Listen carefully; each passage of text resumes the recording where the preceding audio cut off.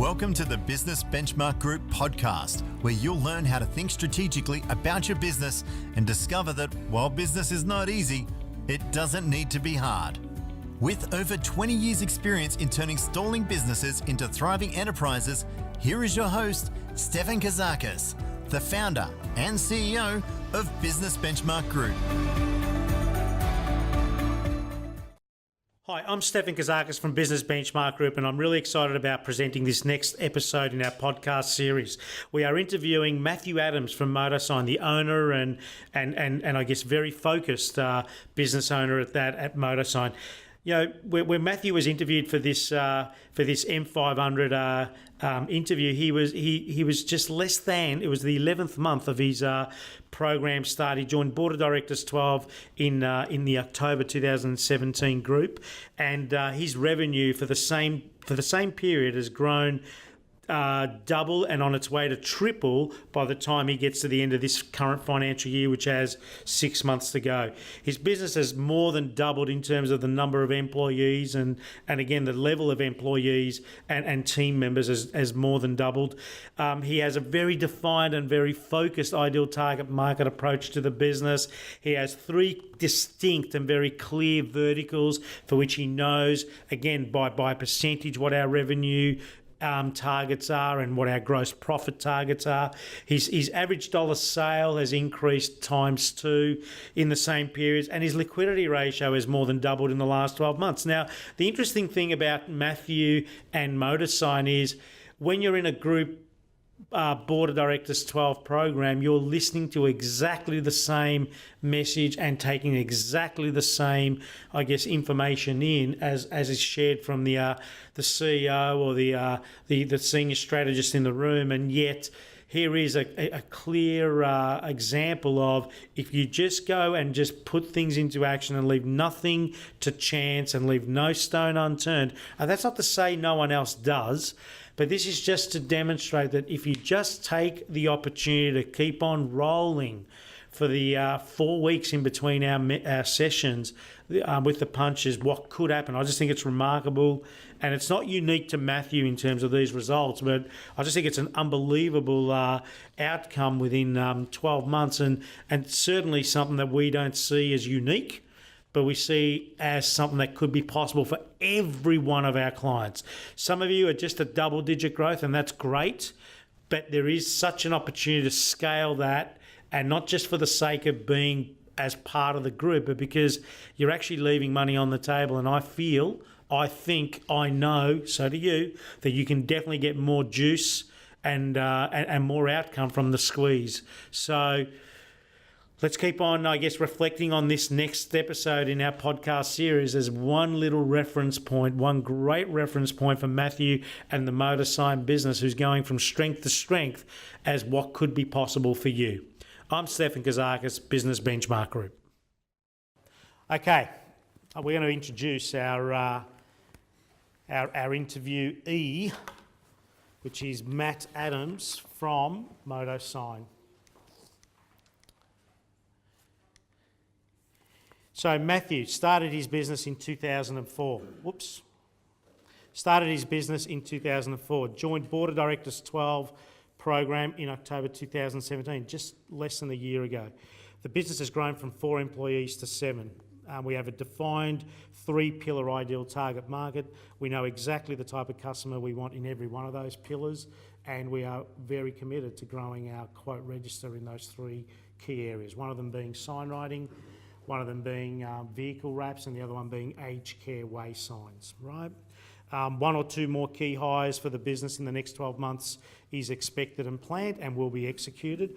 We have had a 100% increase in average dollar sale, which means most of our customers right now understand the full suite of products or services that we have available to them versus getting a sale a year or 2 years ago was just great and leaving money on the table, right? So we have a 100% increase in average dollar sale with a minimal increase in marketing investment. And we have a liquidity ratio, which means money in the bank, has doubled in the last 12 months, which means not only have we doubled in business, but we've doubled in what is operational cash flow, which is the game of business, okay? So this is in almost less than 12 months. We have structured this business and just got a little tighter about some of our decisions, eliminated some of the waste, and really being clear on who we need to be doing business with and how important it is to be growing a quote register in just these 3 key areas with these type of clients served by these type of people, and the business is on a roll. So without any further ado, Matt Adams from MotoSign.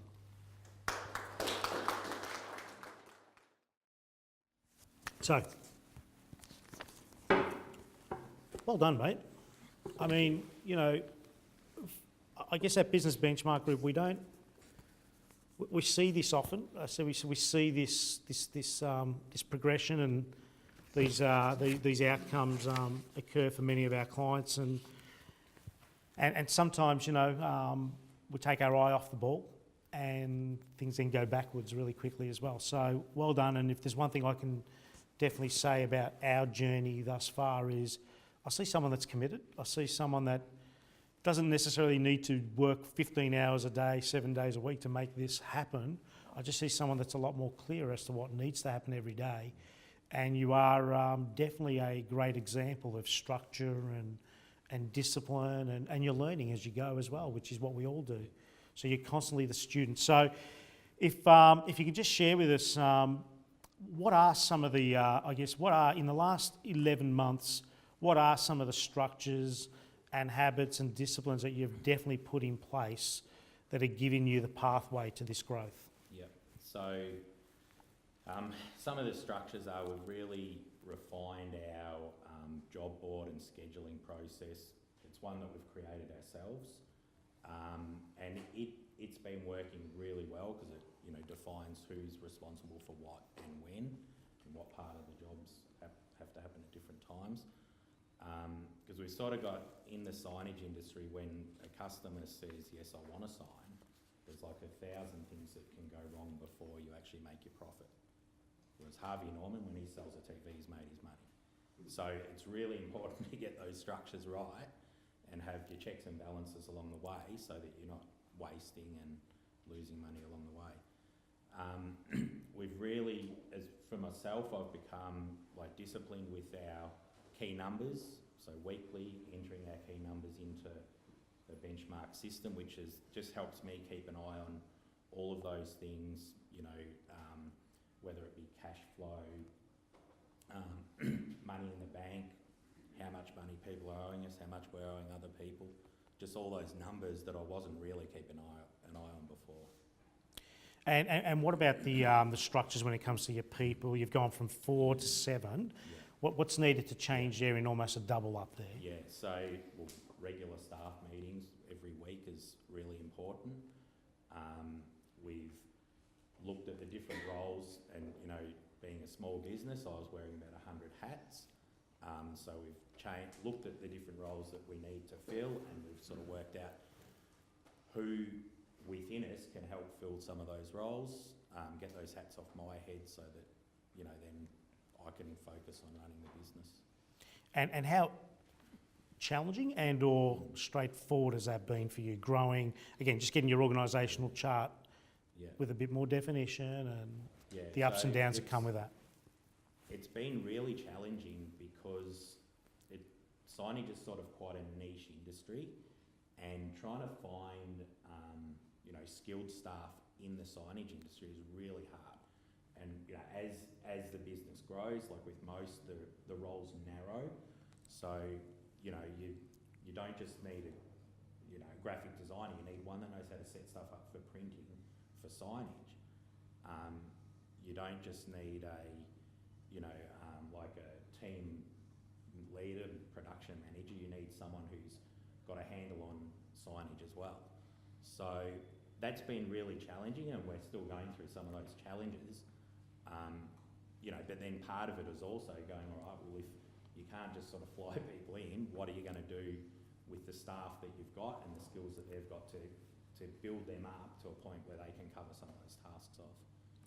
So when you think about your progression and you know, the healthy pressure that comes with growth and managing more people, obviously your customers are looking at you from a different perspective today to 2 years ago. They're actually not needing to decide on anyone else to do their signage these days.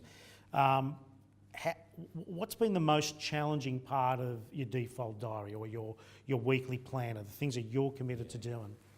Yeah, so I mean, the default diary is, it's a great thing, but it is very challenging to stick to it because, you do have those fires that you've got to put out regularly, and it's about just getting refocused or saying no in a way to, staff come, I've got this problem, or, come back to me in 10 minutes, I'm just in the middle of something, and then, half the time they'll solve it themselves. So, but it is, when you're, I suppose running the business, it is very difficult to really hone down on that. And that's a work in progress for us. Like, I'm a lot better than I was 12 months ago, but I've still got a long way to go.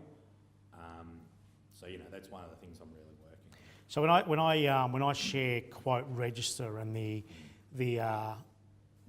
pressure that's needed on the quote register, what do you want to share with the room when I say that to you? Yeah. So basically, to get $100,000 of turnover in the month, I've got to do $200,000 of quotes in the month. So there's a lot of pressure on that. I mean, the quotes, they're not just going to come from existing clients. They're not just going to come from just contact through our marketing, whether it be the web or our street frontage. They've still got to come from, me connecting with our target market, really connecting with our existing clients. So there's a lot of pressure on that because, to write $200,000 or thereabouts of quotes a month is a lot. And we're going to do it.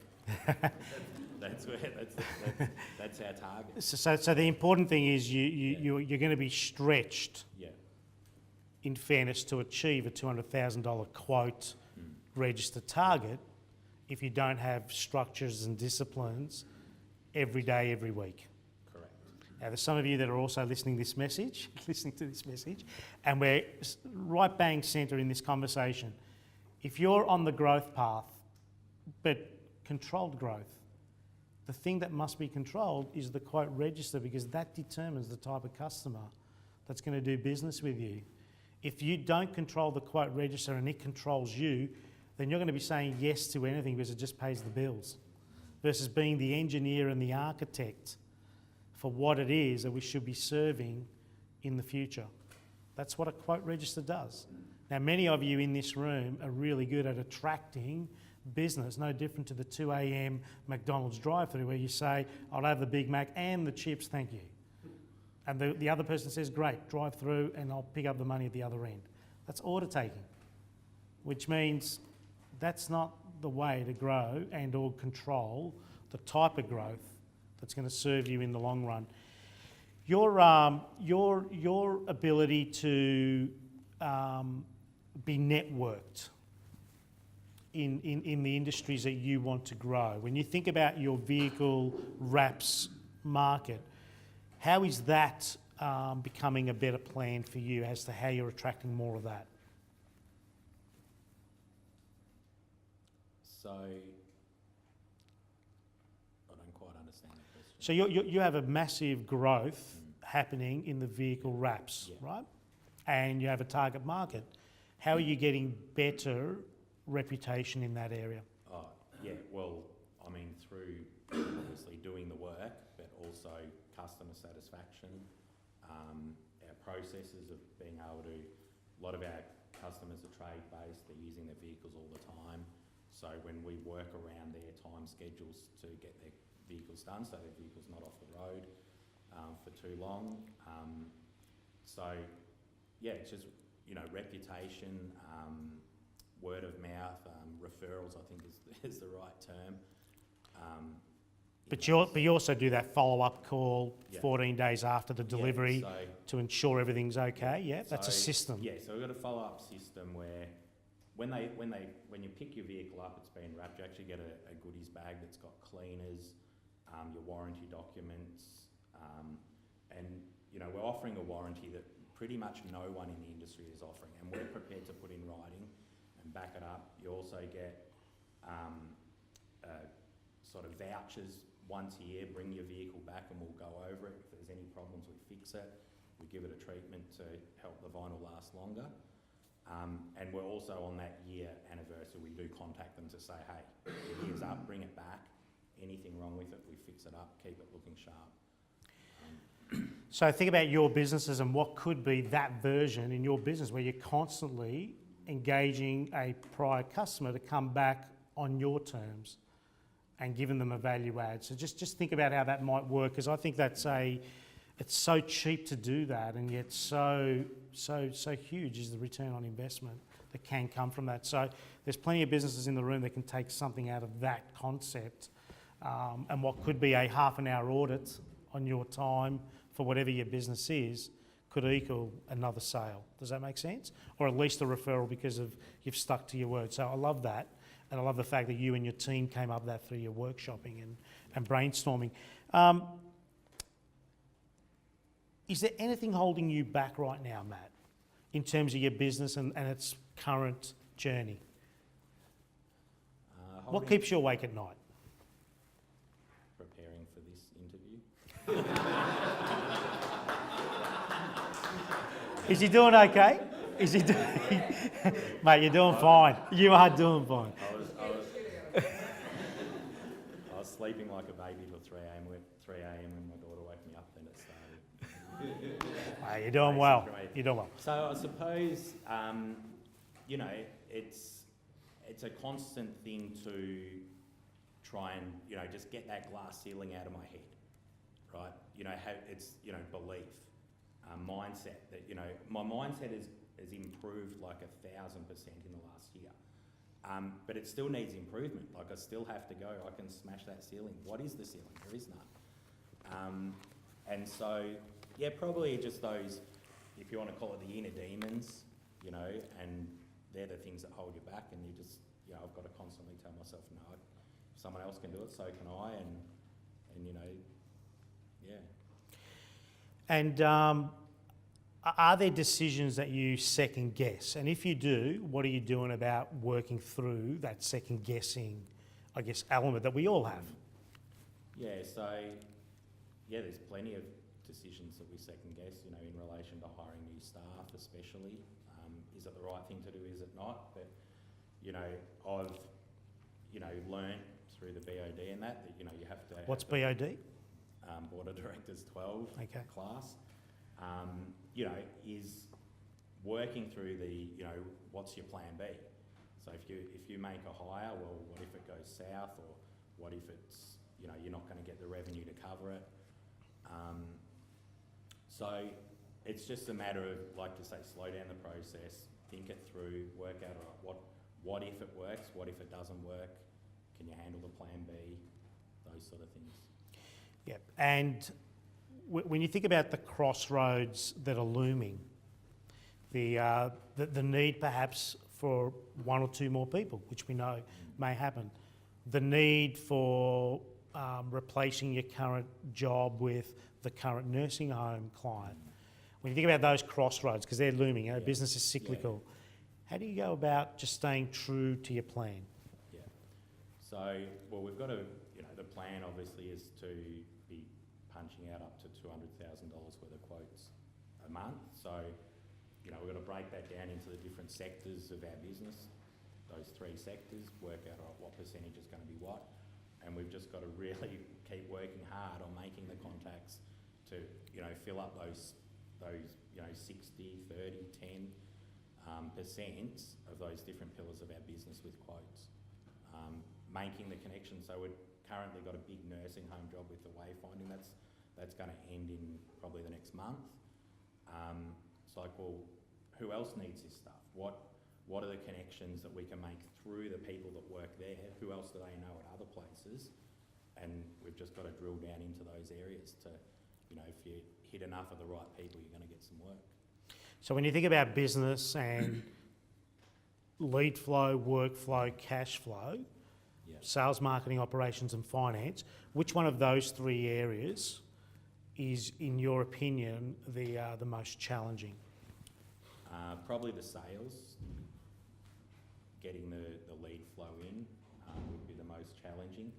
then the workflow at the moment, we're just a little bit understaffed, so just the delivery, we've just got to work a bit harder on just getting, a bit more structure in our staff so that we can, I think we've got the capability of delivering what we need to, but we've just got to get them a bit more refined so we can. So how are you going about that? How are you staying consistent in that messaging to getting better efficiencies, better juice from the lemon? How are you staying efficient? How are you staying consistent? So test and measure. Yep. So, each job's got its time allocation. So in itself, that is motivating staff to push forward. When we look at the big picture of all the staff, it's like, they can see where we need to be and where they're at. So that's a motivational thing. And So you're fairly transparent with all the team? Yep. Is there anything you don't share with your team right now? Yeah, we don't share bottom line profit. We don't, not sharing, what we are sharing is, our sales targets, and their gross profit margin that we're seeking. So they're the main two things that we're sharing. The rest of the stuff at the minute's not that relevant to them. So what's your vision for your business in the next 12, 24 months? What do you see ahead? Yeah, so we're trying to grow our revenue to about 1.5 million. So there's a bit of work involved there. But we're also trying to do it without putting too much more money down on the table. We've sort of got to do a couple of hires, which is sort of replacing some people that we've lost. But it's just every area of the business that we're trying to squeeze the limit. So whether it's, get more out of our quote register, so, convert as we get better, we're going to convert more than 50% of our quotes. So we're going to get growth in that area. Staff efficiencies like utilisation, we're down from where we need to be. So through those test and measures and just giving constant feedback to the staff of where they need to be at and making sure they've got the skills they need. That area, wastage, just really trying to tighten the ship. So, say we're trying to get triple digit bottom end growth without necessarily triple digit top end growth. Excellent, love that. And if there was 3 tips or 3 points of reference that you can share with us, for there's business owners in the room, regardless of their size, we all have the same journey. What would they be? Well, I think you need to know what your target is. I won't say goal, but you need to know what your target is. You've got to decide if you're actually dead set want to achieve that. And if you do, you probably need to get some help to achieve it. Okay. And if there was one thing that, I guess, whatever you've improved in the last 12 months, that they'll need to kill you before you change that habit, what would that be? I think just identity as I'm the owner of a business, and like you said before, it is a we, and my role is, I've got a great responsibility to not just the business, but to my staff to bring everyone along on the journey with me. And, that's what I'm doing, and that's what I'm going to continue to do. And, we have our standard of what we produce and supply to our clients, and that part's not going to change. Brilliant, love that. And on a personal note, is the family also benefiting from your progression in identity and clarity of what you're working on? Definitely happy wife, happy life. I discussed with Sally, she doesn't work in the business, but I was sort of going through some of the stuff we're going to talk about today, and she really pointed out, she goes, look, since joining Benchmark Group in October last year, she goes, I can just see the change, that you are dead set focused on what you're doing. She's, fully supporting that. Having things like cash flow and that under control keeps a lot of pressure off the family. Paying for the kids' schooling and paying off the house and planning holidays and stuff like that. So it sort of definitely has, from when we're at crisis point, it's freed things up a lot. Brilliant. Well done, Matt. Questions? Julia? What are some of the things you're doing to smash that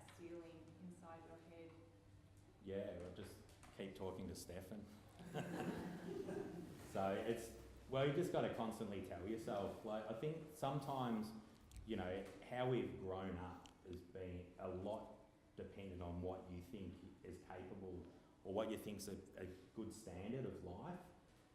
You know, I know a mate of mine, he's got a computer business, but his dad was an orthodontist, and, you know, he just straight out came out going, you know, well, hey, if I'm not going to earn this much money, why would I bother? You know, my dad was a motor mechanic, so I've got that sort of thing. You know, you come in at that level where you're okay, if I do as well as my dad, yeah, I'm doing all right. So it's just constantly just going, well, I can do better. And, you know, the sky is the limit. You know, we would never have even thought about $1 million turnover, you know, 3 years ago. So it's just like, and recognising where you've come from and like that actually, well, hey, you did smash that ceiling 100 times. So why can't you smash it 100 more? And there are much bigger signage businesses than ours. Well, they started somewhere. So why can't we? Love that. That's cool, isn't it? Well answered, man. Any other questions? Yeah, I love your honesty, Matthew. How do you get back to sleep at 3 o'clock in the morning? I don't. I didn't today. It's all right. Well, if you don't have little kids in the bed, you can. But when you wake up in the morning and you got kids everywhere in the bed with you, there's not much hope. But that sleep at night factor, Graham, and you'd know it better than that sleep at night factor. You'd know it more than anyone. You know, running a $120, $150 million business. I'm sure you've had a fair share of those in your journey, mate. Well, I'm talking about myself as well. Yeah. You've honestly talked about yourself and your background, and how do we nurture one another as men. Women seem to do it better than us, but how do we, you know, connect with one another and support ourselves through this journey that you're talking about? You've done a great job. Brilliant. One more question. Go on, Simon. Surely you got a question. Henry said you need to do $200,000 quotes a month. So how many quotes would that be for you? Yeah, good question. So, I mean, the average quote might be $2,000. So Wow, you're right. it's 100. So do you do all the tendering yourself? Yep. So how much time do you spend on that currently? Not enough. Yeah, so I mean, probably almost half of my time is actually spent quoting and getting customers across the line. Yeah. Yeah. So it's pretty much a full-time job then to go from where you are to 200. But in saying that, Simon, similar to your business, our decision to really confirm what are the 3 pillars that we're going to grow the business in. The aged care wayfinding pillar, that category, that ideal customer, is not a $2,000 customer. They're a $50,000, $100,000. What's the deal you're doing now? So we've just finished off a $200,000 job on that. So I guess if you can, similar to your business, if you can forecast another year out, there'd be maybe 1 of those every month, and 50 of the others. So now we still get to, let's say, 200 or whatever it might be at that point. But at least we're dictating what's happening. We're going to the market versus just waiting for it in this early stage of getting the structure right. I mean, every one of you who's been in our system would know that first part of getting really choreographed in quote register is about setting the disciplines, getting the clarity, what are we saying yes to, what are we saying no to, and being the engineer of the business that will be within 18 to 24 months' time. Because if we're left to our own devices, we'll keep on doing what we did, which means the shop's open, anyone comes through is a client. And that's going to be hard work. It takes a lot of energy and resources to get it done that way. So build the disciplines, build the conveyor belt, quote register, conversion, hand over to operations, deliver on time and on money and above, just a little bit more than what you promised. Make sure the money's in the bank and you protect that. Right? If you're a bank, give them 60 days. If you're not, get it in 30. So, that all comes down to what you're designing. But good question, great question. Okay, well done, Matt. Brilliant. Thank you. Congratulations, mate. Hi, I'm Stefan Kazakis from Business Benchmark Group, and it's just sobering listening to I guess what Matthew and our community shares and puts out there in such a trusting way. You know, the whole conversation around how do you smash that glass ceiling inside your head, and with total trust and with total, I guess, ownership, the sharing of how we do that. I guess, you know, recently we have just created the 3-step process to breaking your glass ceiling as a plan in our business at Business Benchmark Group, and that is nothing more, nothing less than helping our clients, our future clients, I guess, be open and honest with us. The more open and honest and transparent you are with us at Business Benchmark Group, then the better the chance we have, without judgment, other than how do we connect the dots to help you get the freedom that you need for your time being better managed, the freedom that you need to be attracting better clients and keeping better clients, the freedom for not only creating and growing a team that may have been dysfunctional and needs to be way better aligned and way more onboarded. And the most important, how do you ensure through this glass ceiling, this breaking of a glass ceiling plan, you are creating a life that is worth living, the quality of life that you and your loved ones deserve. So that is step one, your ability to be open and honest with us and reaching out to us in a non-judgmental, I guess, approach as far as us at Business Benchmark Group are concerned, to help you so that you can help those that you love. The second step is to attend our Business Breakthrough Workshop, for which you will confirm where your money on the table is and where your business upside is. Guaranteed, you will be seeing this and understanding this, for which the step 3 is you walk away with a plan, for which if you wish to do it on your own, step 3 is if you wish to do it on your own, so be it. That's fantastic. We hold no, I guess, again, judgment in fairness with you, but you can also choose to do it with us, and perhaps don't take 5 years and another 4 different ways to restart and do it, versus go on a journey with us and help us to help you do it in half the time. Matthew Adams from MotoSign is no exception to what we do and how we do it for everyone in our community. It's just how you take your opportunities and how you make them work for you that makes the ultimate difference. Break your glass ceiling. I'm Stefan Kazakis from Business Benchmark Group, who totally endorses everybody to get out of their way of their business and just watch where this thing goes. For more information about Business Benchmark Group's coaching, education, and training programs, visit businessbenchmarkgroup.com.au or call 039001 0878. If you liked this podcast, please rate it on iTunes, Stitcher, or SoundCloud, and leave feedback as well. Stefan shares so much value in all his podcasts, and we encourage you to go through the archives and listen to other episodes of the Business Benchmark Group podcast. Thank you for listening.